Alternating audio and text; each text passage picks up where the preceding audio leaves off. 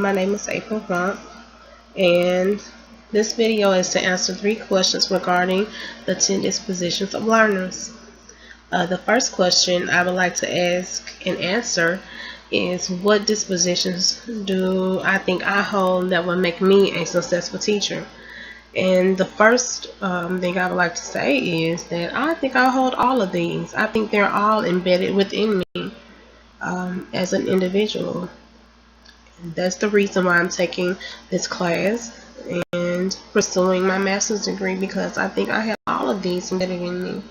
And so, which leads to the next question, in me answering, which one do I think I need to work on to improve myself before I enter the classroom as a full-time teacher? I think would be curiosity. I would say curiosity because when I was in my first year teaching in a Head Start program, I saw that I struggled a lot with accumulating resources to build up my sensors, to allow the children to problem solve and be innovative and be creative. And so I didn't find as many ways as I should have for my children to do that. And so that was one weakness that I even pinpointed to my supervisor that I needed help with. So I think that's one area out of the 10 dispositions. I think that's one area that I need to work on. And hopefully during my observation and field experience, I will be able to accumulate those methods and those strategies to allow for problem solving and being innovative and creative to work in the classroom. The third question that I would like to answer throughout this video is, what does a teacher look like? And that's a crazy question, but it's almost asking, what does a pastor look like, or what does a mother look like? But I think when you look at a teacher, you should see someone who is professional. You should see them, with tight fitted clothes on, showing all their goodies and, all of their assets that they hold. But I think they should be nice, clean looking, smelling good, having a positive attitude, looking like they have a positive attitude.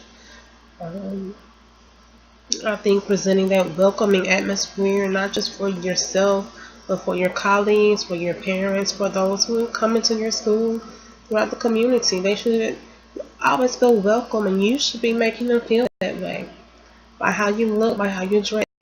Even as a substitute teacher, we have substitute meetings. And in these meetings, they tell us that, we shouldn't come to school dressed as if we're going to a party, or we're going to the beach. We should come in professional attire.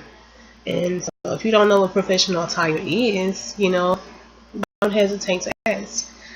And I think the standards that we should be guided by are, things that you've grown up on throughout the years. And like I said, most principals and leaders and administrators in the school system will model what professionalism looks like.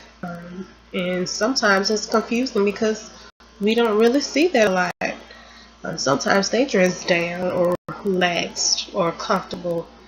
And so we really don't see a lot of people carrying out how a professional educator should look. But as for me, I know I've been taught that, people are going to perceive you how you look. It may not be that you're a sloppy person, but if your shirt is hanging out of your pants, they're going to perceive that you are just that. So the golden rule, I think, for me is do unto others as you would have them do unto you. If you want to receive respect, you should first give it. Giving respect means dressing like you want respect, talking like you want respect. If you first give it, then you'll receive it. And so I think using that golden rule to model what you look like, how you act, I think those that rule will, carry it out in itself. And so I think I know I use it for myself, because when I walk in as a substitute, and sometimes the students will say, "Oh, are you our teacher now?" And I'm saying, "No, I'm just a substitute." But why do they do that? Because that's what I want, and I didn't say it with my mouth.